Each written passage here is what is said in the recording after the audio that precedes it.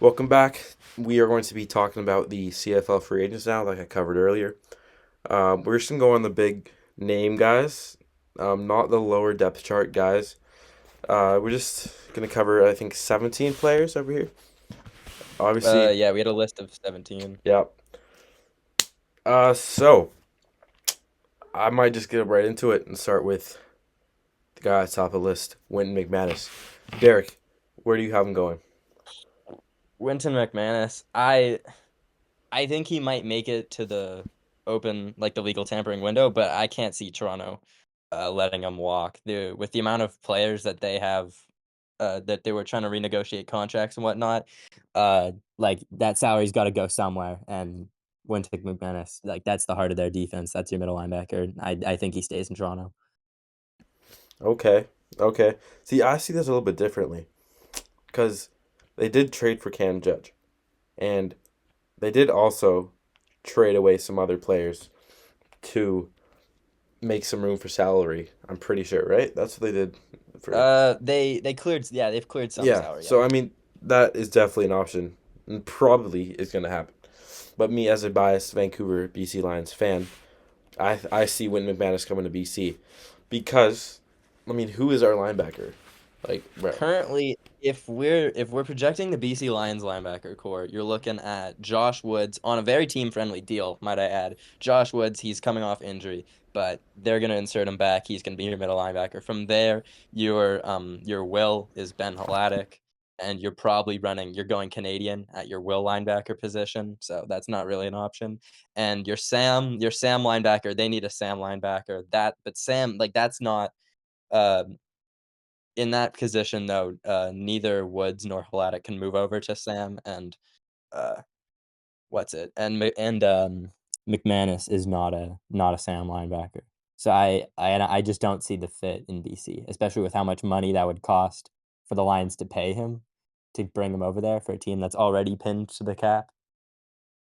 But I mean, yeah. There's a little bit of bias there, but I I think if we're looking at a scenario where he does come to BC, it's probably one where the Lions you're not sure about Josh Woods off an injury. yeah, that's Because true if because you're he's been not injured a lot. yeah, if you're not confident in Josh Woods' recovery from the injury from what you've seen to this point, that's when maybe you're like, okay, now we need a middle linebacker. And if you're a team like the Lions and you want to go deep, you want to have a successful like you want to have a successful season and you're unsure about the center of your defense, I'm not sure you want to run Cam Ely again for another half of the year. Yeah. Hmm. So that's the only scenario I could see it, but personally, I don't think the numbers work. Okay, so I actually made a mistake there. And I thought McManus at the top, but it was actually McInnes. So the Yeah, actual I real was I was top about of to say this. that threw me completely That was off. my bad. Um, It doesn't. I don't think it really matters. yeah. Okay. Justin McInnes. Where do Yeah, we think he Justin goes? McInnes.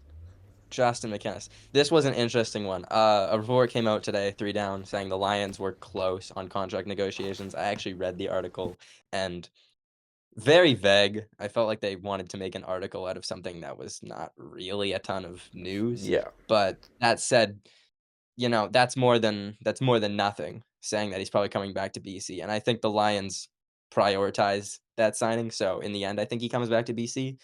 That said, before today and before that article, I thought there were a lot of potential options for McInnes. Like, that said, again, I think he'll resign in BC, but you never know what Winnipeg could be up to. They say they have money they're willing to spend, and if you're losing one of Lawler or Schoen, you already lost Ontario Wilson, who says they don't go get a big fish Canadian receiver. Like, I thought they'd be a player in the market. I don't think the Elks would rise to that occasion. Uh, who knows about the Stamps because you have the ties with Vernon Adams, but I think that ship kind of sailed when Philpott re-signed at the money he did. But there are plenty of options because a elite Canadian receiver will always have a market, no matter what you have to do to bring him in. definitely. Before the article today, I had him going to Calgary, like you said, was probably not going to happen because of Philpott. But I just thought him and Vernon Adams had something special, and I thought he would have maybe taken a little bit of a pay cut just to continue it. But I I don't. I'd have to I agree there. I don't. Yeah. I mean, I think I think BC if is you're like a 70% chance here, and I think that's Yeah, probably the I right I way. think the Lions will value him too much to let him leave their door. He might make it to the negotiation window again just to see what your market value is, but I don't think it takes a genius to figure out that he will probably be at least 250, Yeah, maybe more. And that said, if the Lions do re-sign him, are they getting the most out of him? I'm not sure. With Rourke as your quarterback, I think with Vernon Adams, you maximize Justin McInnis because Vernon Adams is extremely slot back heavy. So for a team like Calgary, it really can make sense to just go and get Justin McInnis because if that's what you're using in your receiving core, your slot backs are now, Reggie Bagleton, Justin McInnis. With Vernon Adams throwing the ball, who knows where that can go. But still, I think he's too important to BC for him to leave the building. yeah. Also, one thing about Justin McInnis, I think he has like this like not to glaze, but this like big wave length. That's not the word, but like he has to be like this. If where he goes can decide a lot of other receivers where they go. Like I thought Oh yeah. originally, I Oh thought yeah. because I thought he'd go to Calgary and then Gino go to Winnipeg and Lawler to BC. So that was my original one. But if McInnis goes to BC, then that changes it where everyone else goes. Oh And yeah. He's probably the one not I don't think he's the biggest fish in free agency potentially, but he's one of the biggest. So the ripple effects of whatever he that's would the have word. decided. Yeah. Yeah. So Would now about the next receiver, the next head list is a receiver. Gino, I was gonna say Smith. Gino Lewis. Um, Geno Smith, elite receiver. Gino Lewis out of Edmonton. Where do you think he goes? This one is really this is probably one of the better ones to look at. This is one of the very intriguing ones to me because Geno Lewis, uh, chances are he's probably not back in Edmonton. They don't want to pay big money for a receiver. I'm not sure he wants to spend more years of his career in Edmonton too.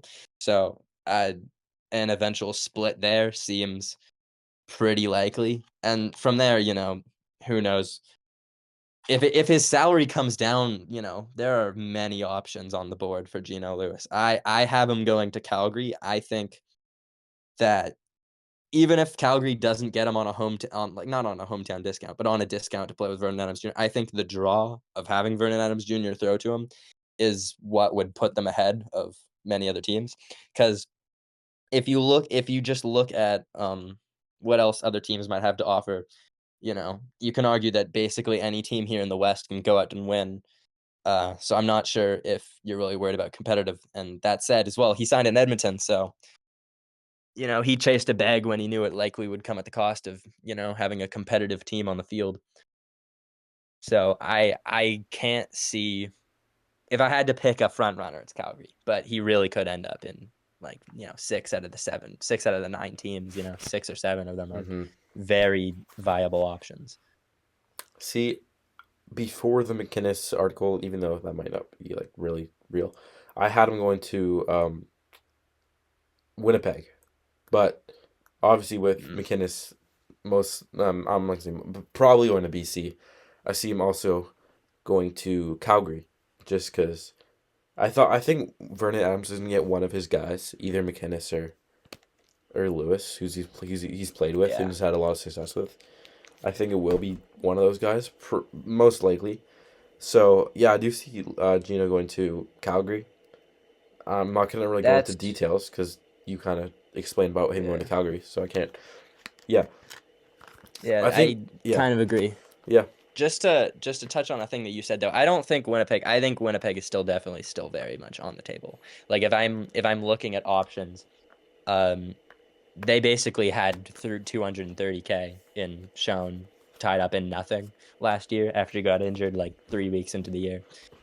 Gino's not a slot back, that said, so that's not necessarily the same position, but it's like if you're looking for receivers, the Bombers are gonna need receivers. Gino Lewis, imagine a big splash that would be in a Grey Cup host year. You can't put it past that.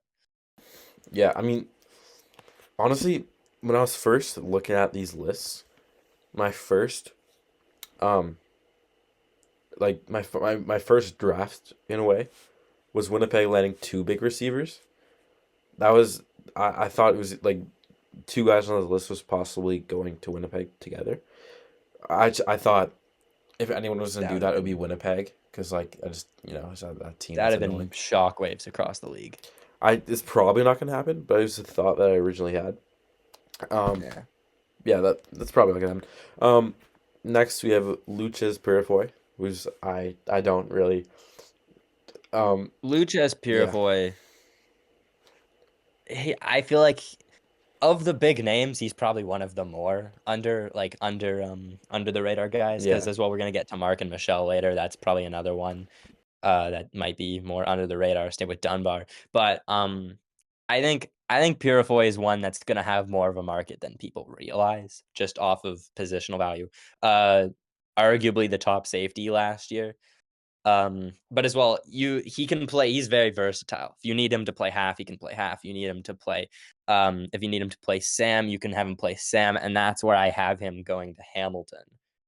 Um, a lot of the consensus was that he would likely stay in Edmonton, and I think that's likely. But at the same time, um, just Hamilton needs a Sam badly. yeah. He can go. He can play Sam, and he can do it at an all-star level. That just feels like a fit that, it's positional value for one team and, they'd be willing to offer decent money to get it done. So I mean, I can't. I really don't even. My opinion here isn't like I don't have much knowledge with. I it's don't not know. based on much right here. I just went Edmonton because he's already in Edmonton, Yeah. and they just like I Yeah. feel like they need defense. I don't know. I Yeah. just I yeah, the hitch in him signing in Hamilton is just that I have a hard time imagining Ed Hervey letting one of your best defenders leave the building. If you potentially, I know these guys are not the same position, so it's not necessarily the same. But if you're losing Nick Anderson and potentially Niles Morgan to the NFL or any other opportunities, I have a hard time imagining that he not only wants to replace the two best players on his defense at linebacker, but also lets probably his best player in the secondary also leave the door. So I think if there's a front runner, it's probably Edmonton. I think Edmonton's the front runner to bring him back just hmm because of the aforementioned, yeah. they're trying to build a competitive team that it would be counterproductive to let him walk. That said though, if there's a market for a player, you can't rule it off. And I have other teams available in him. The Lions need a Sam, that'd be a third run with BC. That feels like a bit too much. But there would be market for Purifoy if he made it to free agency. Yeah. Okay, next up, we got like you said, a pretty underrated, under the radar receiver in Mark and Michelle, who was in Calgary last year. Uh, Me personally, I see him going to Montreal just because, like, who do they really have? That'd be fun. Because Austin Mack, he was kind of disappointing last year in a way. Tyson Philpott got hurt. Yeah, he'll be back next year, week one should be. Yeah. But Oh yeah. like, I feel like they just always have these third stringers just like there, like Cole Speaker, Tyler Snead. Like what are they like? They're just like there. Like they haven't had like a solidified dude.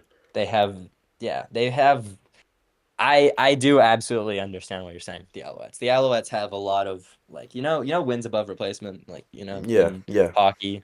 Yeah. It's like they're what I imagine as the replacement player, you know what I mean? Like that hmm 13th forward, but equivalent in football. They're decent players that I have them staying in Calgary.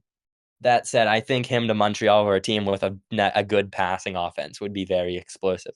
Um, if I was to, I considering I don't think they get McInnes, I think as a slot back it works. And with the passing offense of Vernon Adams Jr., I feel like Mark and Michelle can get unlocked a lot more than he was under a Jake Mayer passing system. They were very very averse to throwing, difficult balls, throwing deep balls, giving the defense challenge with their passing game. And so I don't think they really tapped into what Mark and Michelle could have done in that receiving core. I think if you bring him back, that's the only place he's ever played in the CFL. Um, bringing him back, I think that the draw of Vernon Adams and what that could possibly be for that receiving core is enough that it would keep him around. And to Montreal for my idea, I wouldn't rule Montreal out. because that's a very intriguing destination. That's a top team in the league, and I think he is an improvement over the guys you mentioned. That said, with the guys you mentioned, they have a lot of money, and I think that's just a crowded room. Yeah. Austin Mack was playing the wide side receiver. He was playing the Z. You have Tyson Philpott returning. Kalen Julian Grant, if he doesn't go to free agency, is another. You've Speaker, you've Snead. They're both signed for a while. Um, Not to mention Charleston Rambo still in that receiving core. That's like six guys right there who have all started and played and had success in that offense to the point where I'm not sure it's in there. It's value wise worth spending that money. However, he is an improvement over at least three or four of those names listed. So Yeah, I wasn't really looking that deep into it. I forgot about some of those guys. But I feel like Montreal's receiver room is just like they're just like a penalty box with like five guys in it. Like, that's a weird thing. But like Tyson Philbot obviously is their best player. Is their best receiver. But they just have so much like guys there I, who just like are like the same type thing. Like I think Mack's their best receiver. Mac, really? I think Austin Mack's their best receiver. Hmm. I think Philpott's good. I think they maximized what they could do with Philpott, but I think Mack's their best receiver. Anyways, Yeah. to let you continue. Yeah. Montreal's yeah. It's just one of those. They had a lot of pieces, but I don't know if it's like if it fits well with what they have. Like they probably will lose. They will lose some of those guys, and maybe probably free agency with some, and maybe trade. But yeah, it's Mark and Michelle to Montreal's probably not gonna happen. But I just thought I wasn't really thinking there. Um, Next up, Anthony Lanier. Don't even. He's one of these like he's Man, just old. yeah, Lanier's a very interesting one. This one you could say anywhere, and you'd probably Yeah. have a valid reason to do it. This one, like, I don't really have many points. This is more just what would I want to see. Uh, well, actually, no, I might need to walk that back. I had him going to Winnipeg. I don't want to see him go to Winnipeg. In terms of fits, I think that would be good. The Bombers need to beef up their interior D line. They let a lot of talent leave that interior over the last few seasons. They went from an interior of Casey Sales, Steven Richardson, Ricky Walker, and now they're down to basically Miles Fox and whoever else, and they haven't won a championship. Not as a result, but that plays a factor in it. So if you have money in free agency, you need to beef up your interior D line. Former All Star, steal him from the Riders too, you know just a cherry on top, I guess. That's just one that I think would be an interesting signing, but there isn't really any leads beyond that to, say that that would be the case. Yeah, I just put him to Edmonton because like who do they really have at D line that's like a standout? Not saying Lanier is like a big standout player, but they don't really have like a I guy on that line. So I Lanier's viewed as that. is he Anthony though? Lanier, he was one of the highest paid D linemen of the year Really? last year. He might have been the highest paid defensive lineman in the Like CFL last year. he I'm not just sure I if don't that, know. I don't fact check or like don't quote me on that because I don't think that's fact check, but he is up there at least in the top three. He had a down year this year, which is why I think Saskatchewan, they have a lot of money, they have a lot of guys to bring back. I don't think he'll be one of them considering that. But across the league, I think he's still viewed as a premier defensive line player. Whether you can play him on the interior, Hmm. whether you play him on the end, he can play many positions. And the Elks they stated today as well, like they wanted to beef up their defensive line. So that also just feels like a natural fit. If I was to pick one that I really think of yours that could absolutely happen, that's definitely in play. One thing that also is in play is Dalton shown to Ottawa. What do you think about that? Dalton shown to Ottawa. I keep seeing this. I keep seeing shown to Ottawa, and it just doesn't work in my head. It doesn't work in my head because you think about it and you're like that can make sense. I can absolutely see them adding Dalton Schoen. They were in the talks for him last year. It just makes sense. But then you think about it look a bit more. You look at the bodies in that receiving core, and it's like I'm not sure. I think that room might be too crowded. You probably lose Ackland over free agency, but other than that, it's Khalil Pimpleton, it's Justin Hardy, it's Dominic Rhymes, it's Braylon Addison, and you're gonna spend their wide side receiver spot on the Canadians. So you're gonna have what's his name? He was drafted last Mardner? year. Nick Mardner? Yeah, Nick Mardner and Brugling backing him up. So that spot's locked up. Right there, that's a starting receiving core, and that's losing Ackland already. So I think you just run out of space, you run out of money to add another player like Schoen. But it's like it when you don't think about how crowded that room is, it really like it I want to say Ottawa. Yeah. I do. But I'm not sure I can just see a path to it happening. I for Dalton Schoen, I had him to Edmonton. Mm. I'm not sure if I agree. I don't stand by that a ton. Like if you were to put money on that, I would tell you not to. But I if they're losing a receiver, you lost Dylan Mitchell already. You're probably gonna lose Geno Lewis. Um, I'm not entirely sure who they have on their slot backs, but it's got to be like Tevin Jones or you know Hergy Mayala. So whatever you're doing at that receiving core, I don't think that their existing rotation, at least on the slot backs, is gonna change whether you're is gonna make any difference on if you don't bring in Dalton Schoen. So considering they're losing receivers, I don't know, just seems like a signing that potentially could be in play, but I'm Also, it's that's not a confident pick. what if, like I said earlier, Winnipeg has two guys. What if they just re-sign Schoen and then bring in like Lewis? That's possible. I Is that possible? I actually think if I'm to give the most likely scenario, I think the Bombers pull off some voodoo magic and get both Waller and Schoen That's what back. I'm saying. Like, they're gonna get I two guys. I'm telling you. Because Like, I don't think it's really a question whether Lawler leaves. They will pay. I think the question is how much will Lawler cost? Because Lawler is the best player in that receiving core. But I think if Lawler costs too much, that's when you're probably losing Schoen. But it's like, that difference in if you're paying Kenny Lawler 275K compared to 300K, that might be the difference between if you can keep Schoen around or if you have to go cheaper. yeah, But if I had to give a most likely scenario, I think the Bombers managed to keep them both around somehow. Would take some cap wizardry to pull that off, though. yeah. One guy that I think Winnipeg is not gonna let go at all costs is Tyrell Ford. I think like there's no I see no possible way that Tyrell Ford I isn't think a bomber that if he stays in the CFL. Maybe NFL is possible. But like that's it. That's that's the exactly what only I was gonna head on. like Winnipeg it's Winnipeg or NFL in my opinion. Like there's no way Yeah. Winnipeg just lets him go to another team. The funny thing is actually the Bombers fans that I talk to, they actually have I think it's just the name and the way the CFL markets it, but there's this idea that he could go to Edmonton. No way.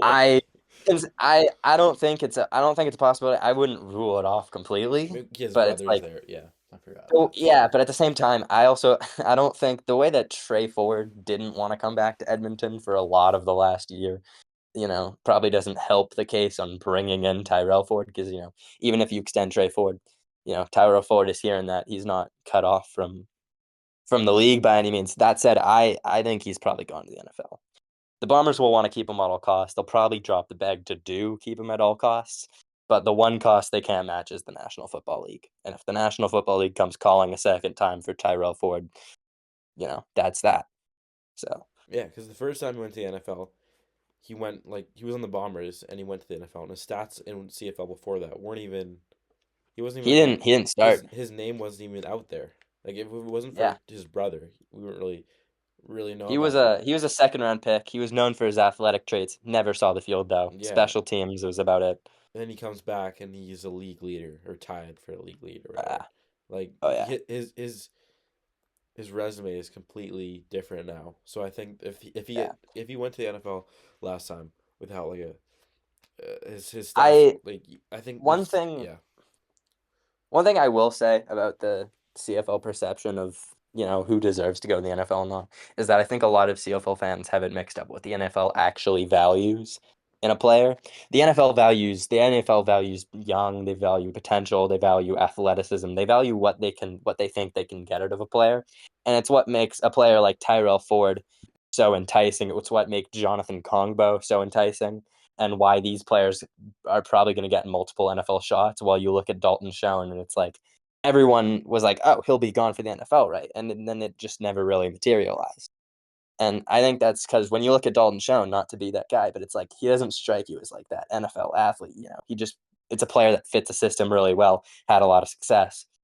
Whereas Tyrell Ford, everyone knew he was athletic. Everyone knew he was an athlete. It's a it's a Ford. But at the same time, the question was more, can he play defensive back, the position, at a CFL, at a professional football level? Because they knew he had the athletic traits. And the NFL will always go, if it's a young player, they're 22, 23, and they're an athlete, the NFL will take them every time. They have the height, they have the length, they have the measurables. They will take a flyer on them. And that's, I think, more what worked in his favor than however much is on his resume in the CFL. Yeah. Um, we're going with another Winnipeg guy who we kind of talked about a lot earlier. Kenny Lawler. Um, like you said, he probably will most likely stay in Winnipeg because they'll just pay him whatever he wants or whatever they can to keep him. But earlier, my first predictions, I said McKinnis going to Calgary would mean BC having kind of an open like spot for like that top guy. And I Yeah, thought Lawler would. I would I didn't think Lawler would go, but I wanted it, so I just put him there. But I would love that. yeah, but with McKinnis probably coming back to BC, I think Lawler just either where did I put him actually after? I thought he You was had like my you new. had Kenny Lawler to where is it? I changed You it. had Kenny Lawler to Winnipeg, Yeah, as yeah, did okay. So everyone else. yeah, so originally I thought BC, but if McKinnis comes, like, there's no way they get McKinnis and Lawler. Like, that's not happening. So if Yeah, BC does Kenny get, yeah, Lawler. I think don't know. Kenny Lawler is one of the ones where it's not really. There's not much to talk about. I think if the Bombers want him back, I think he wants to be back in Winnipeg. Um, I think eventually it might take some time, but I think eventually they'll find a number that works for both sides and they'll make it happen. yeah, I can't see Kenny Lawler leaving again, especially when it's and you he's saw not what going to get happened much more last money time. elsewhere. You Yeah, saw when he left and went to uh, Edmonton how bad it was. exactly.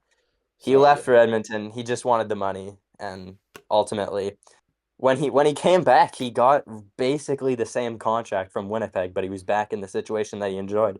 I can't see him leaving a second time. You know, just looking back at how that turned out. I don't think hmm it really makes sense that he would want to leave. I think the Bombers know that he is their best player on offense at this point, other than Brady Oliveira. Just makes sense that they find it in their number and agree upon. yeah. So keeping up with receivers, we got Steven Dunbar, former Ticat. Where do you think he goes? Dunbar is an interesting one because again, this is closer to the Mark and Michelle tier, I guess, where that's still a really elite. Well, not an elite receiver. That's a really good receiver, but you probably wouldn't put him into that elite category. But I think the good of that though is it really means that any market's open. When you're looking at those top receivers, you're looking at Kenny Law, you're looking at Geno Lewis. It's like, for the most part, in most cases, there's only so many markets that can really afford that type of player. For a Steven Dunbar, I don't think his salary is going to be over $200,000. So that I think that keeps a lot of teams in play. So if you want to make a case for most teams, you can.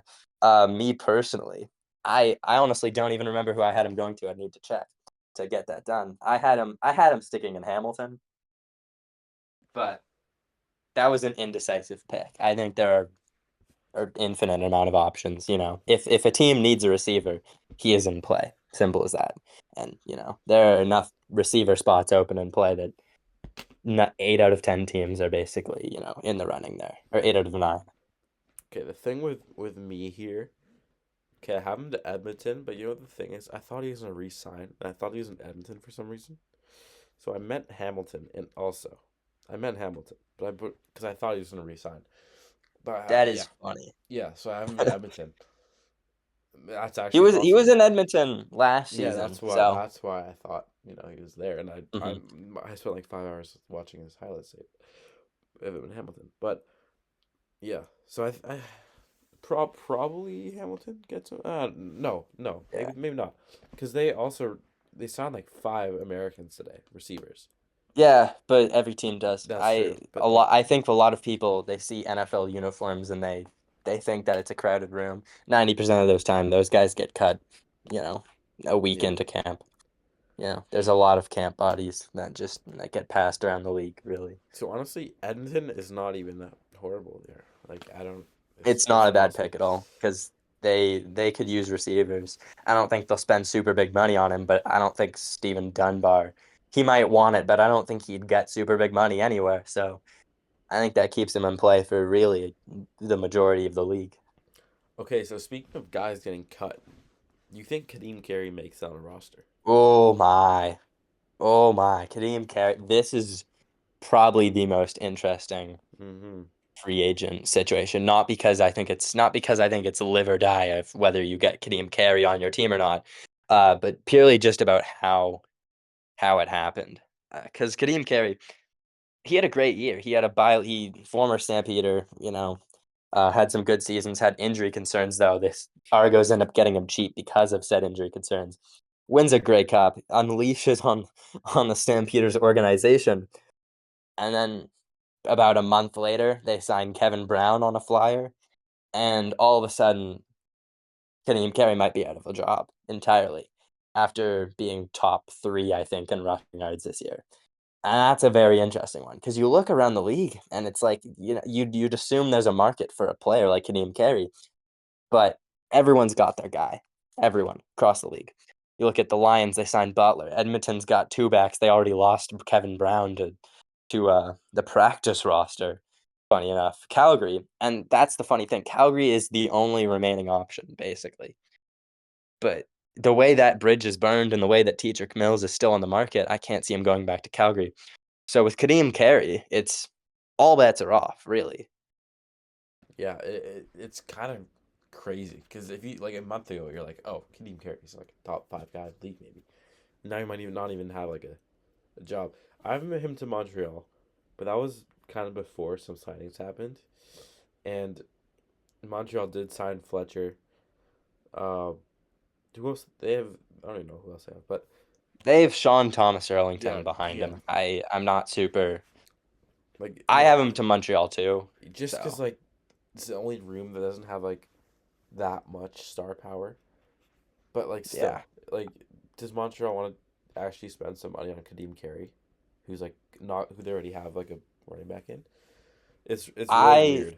It's weird. I think for the first like week, not for the first week. I haven't had this question out for a week, but for the first few days of this question, I actually had him just as unsigned. I had him as a player who probably makes it even to, May, April, May, potentially June, and is just sitting available, and everyone's wondering why is this happening. The same way a lot of that Jamal Morrow, Yeah. just never really got signed. I had him as that in the end. I think a lot of it depends on his willingness to just take less money and take a lesser role somewhere. Because I might have said Ottawa, and then they acquired Dan Adeboboye. Mm-hmm. That's off the table. It's not going to be Hamilton.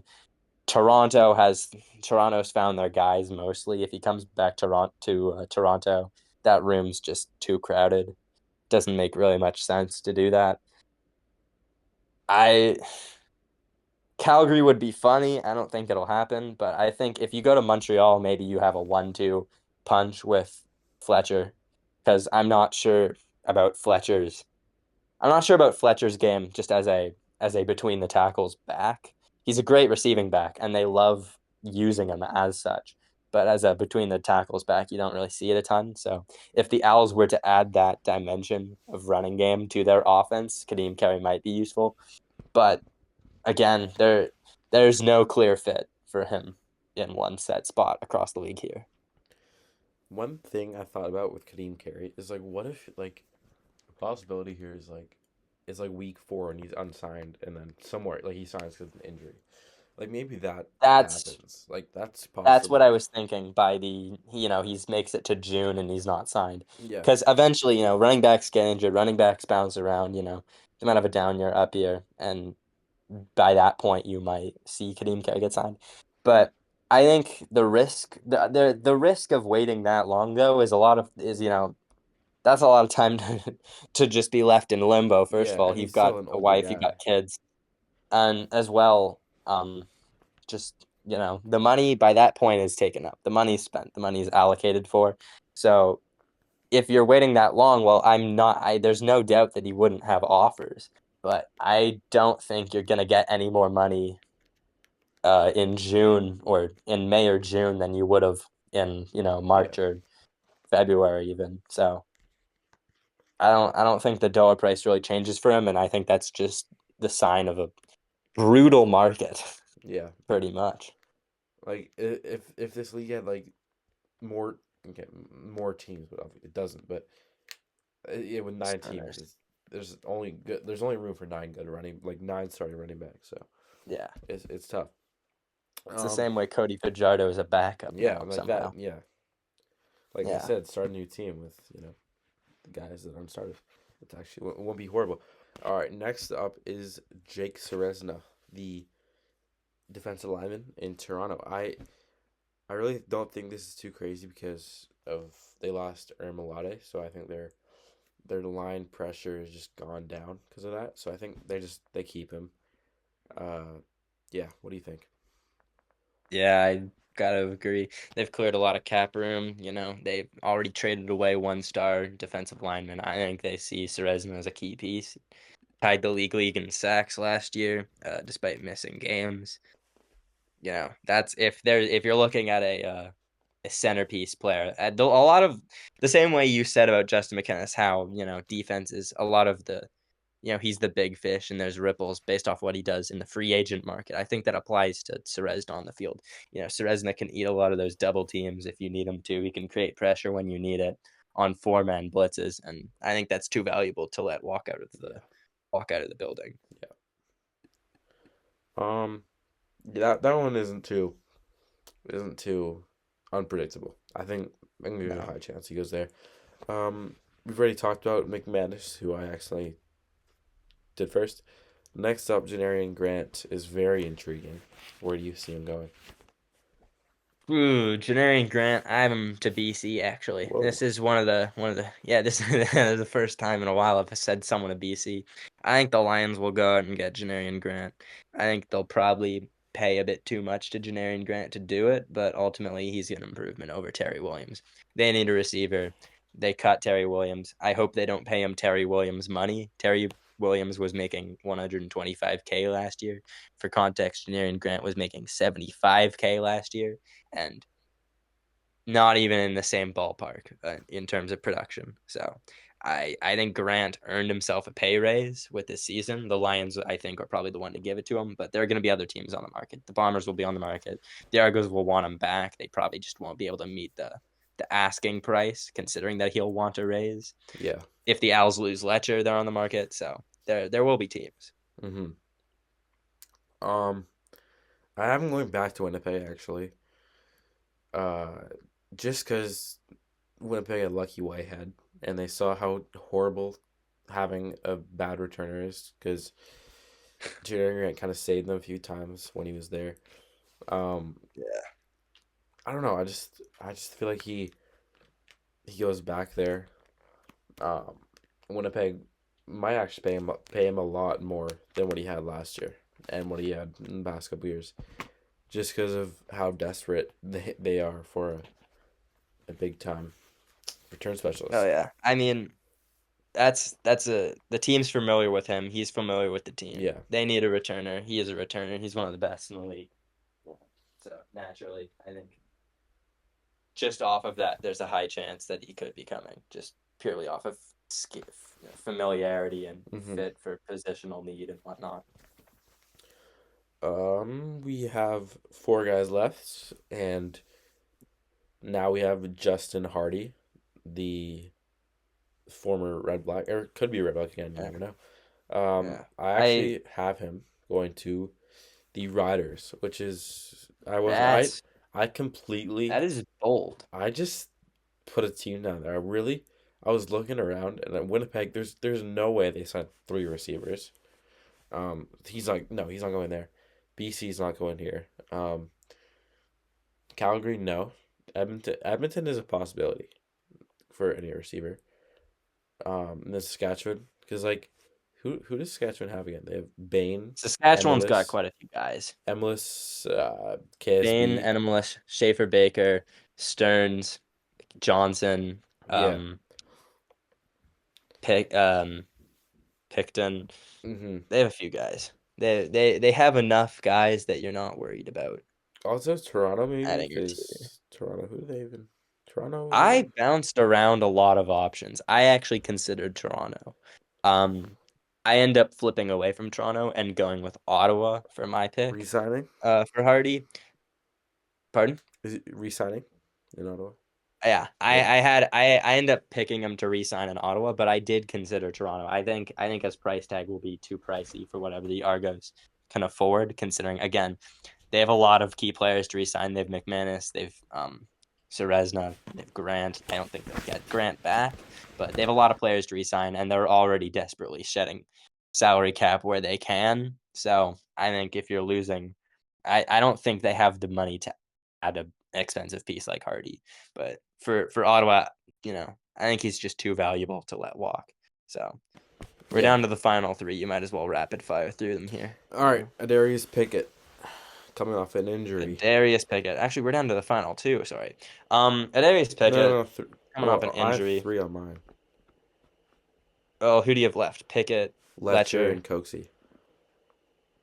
Oh, yeah, yeah. We skipped Coxie. I have Coxie in a different order on mine. I have Oh, Coxie after Carey, actually. oh, Um, yes, there's three more. Darius Pickett, similar to Lucas Purifoy, but probably just more notable player.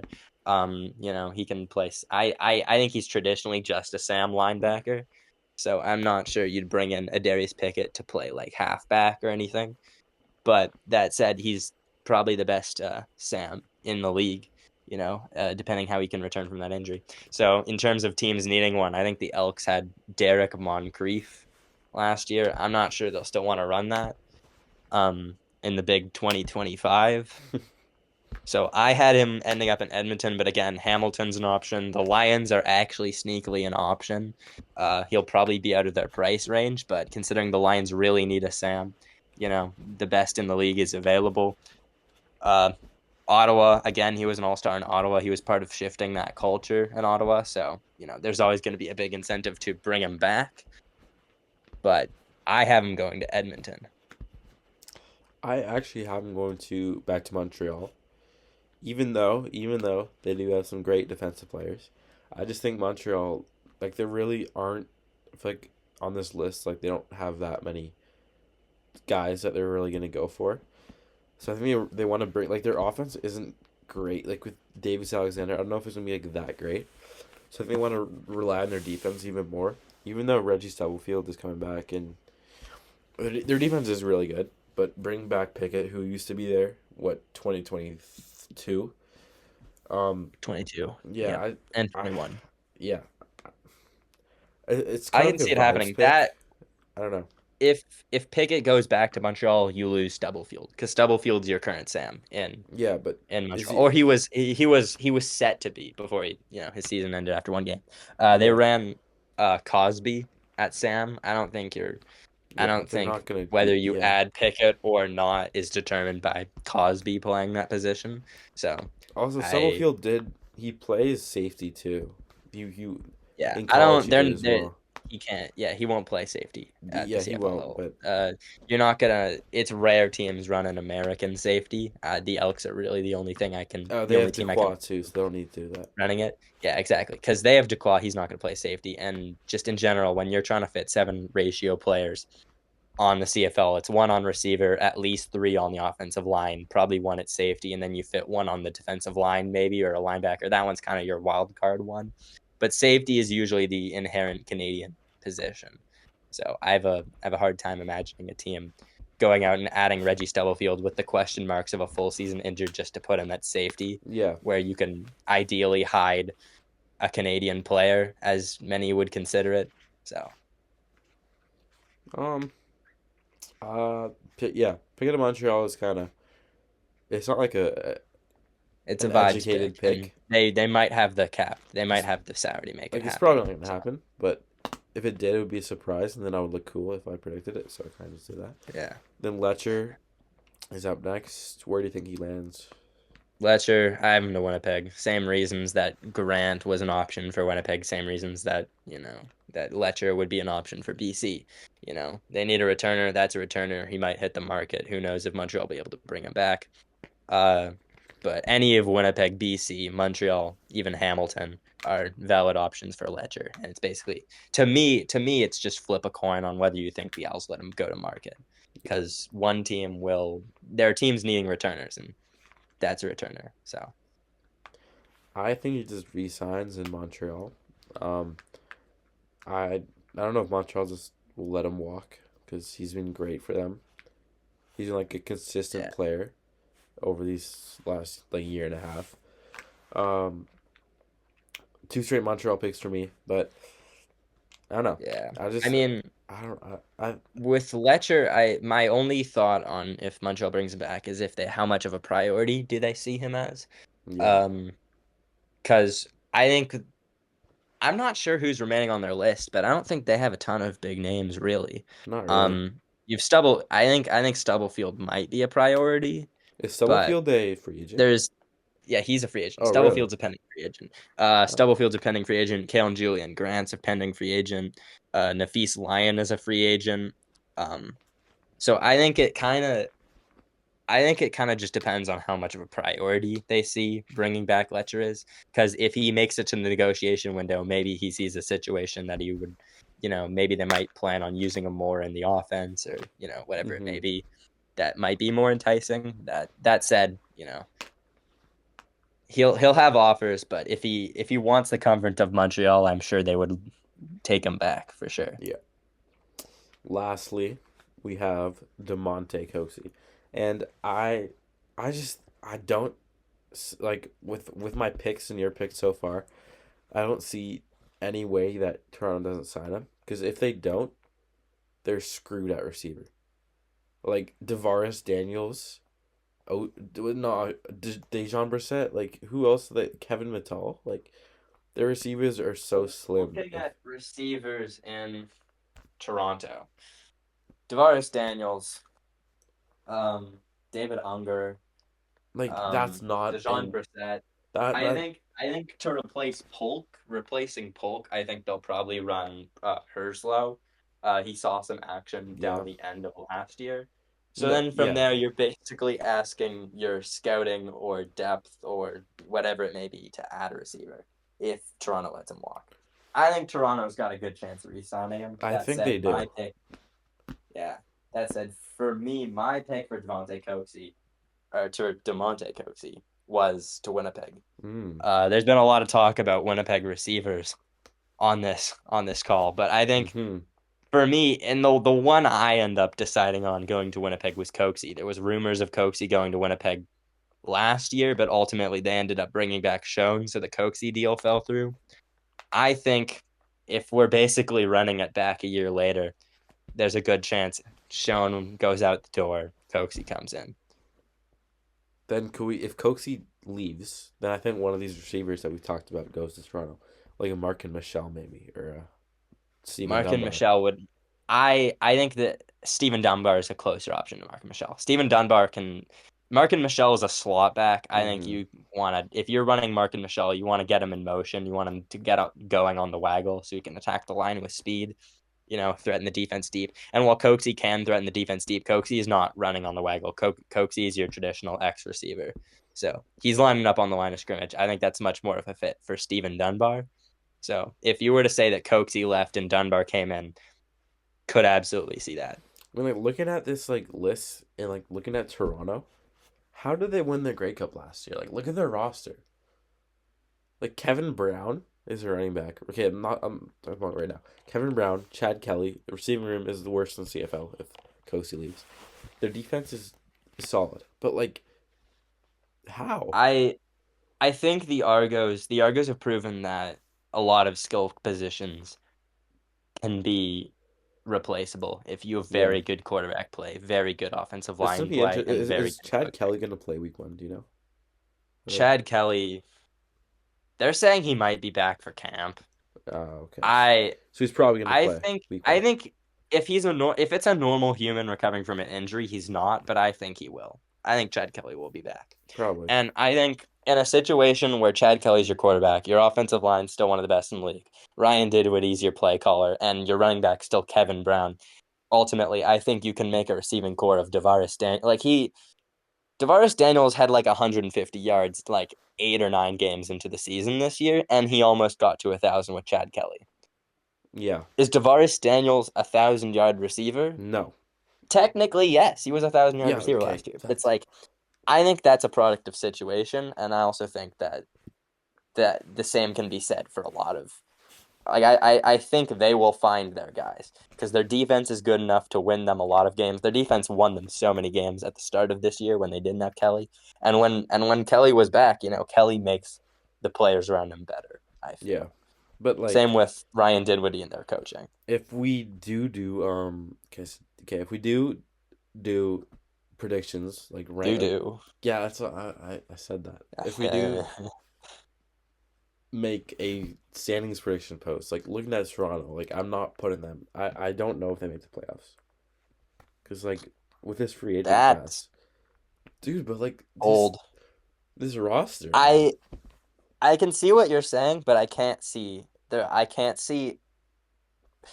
a team with to me in roster building there's roughly five main cornerstones to a team. I think you need like I'm just talking player personnel here. I think you need a franchise quarterback. I think you need one stud receiver. I think you need a star left tackle. I think you need one elite defensive lineman, and I think you need one elite middle linebacker or just linebacker somewhere. From there, I think the rest I think those are your most like if you're looking at the most important pieces in players, those are the most. And you look positionally, what are the most important position I think is probably just receiver. And you can find receivers. It sucks. You hate to see names walk out the door, but you can find them. Um, Chad Kelly, they have that. Isaiah Cage, if they re-sign him, he's pending a free agent. If they re-sign him, they have him. If they don't, he was injured down the stretch last year. They played Ryan Hunter at left tackle and won a Grey Cup. Mm-hmm. So, I think they have a good enough offensive line. You make it past that. You look at the defense. Jake Ceresna, if you re-sign him, that's the key piece. Winton McManus, again, if you re-sign him, that's a key piece, and you've judged next to him. I think that's good enough that I'm not saying they're the top of the division. I'm not even saying they host a playoff game, but I can't see them being a fourth seed in that Eastern Division. Hmm. I just yeah, their offense just doesn't. It's to me like They interesting, don't like to they don't Chad have the Kelly star to power. show us what he really, how valuable he really is. Because Yeah.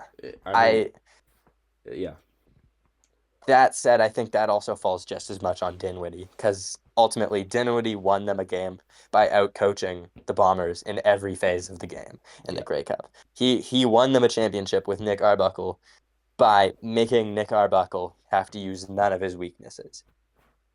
In no case did Nick Arbuckle did the Bomber where the like in no situation were the Bombers able to attack Nick Arbuckle's weaknesses heavily this week. They played a lot of the traditional bombers, like rush three, rush four, drop a lot into coverage, and then send a ton of pressure. And Nick Arbuckle, when he's under pressure, he crumbles. He falls apart. His stats under pressure are horrid. Mm-hmm. But I think if you give Nick Arbuckle time, he will make a boring, conservative, but probably correct read and keep the ball moving. Yeah, So this will be interesting for sure. Um, might just wrap it up on this free agent segment that I have brought you in yeah, on. there's So a there's a lot of interesting cases. I think yeah, for sure. it never goes really how you expect it to, as much as you Yeah. can project the stuff. There's always just some random.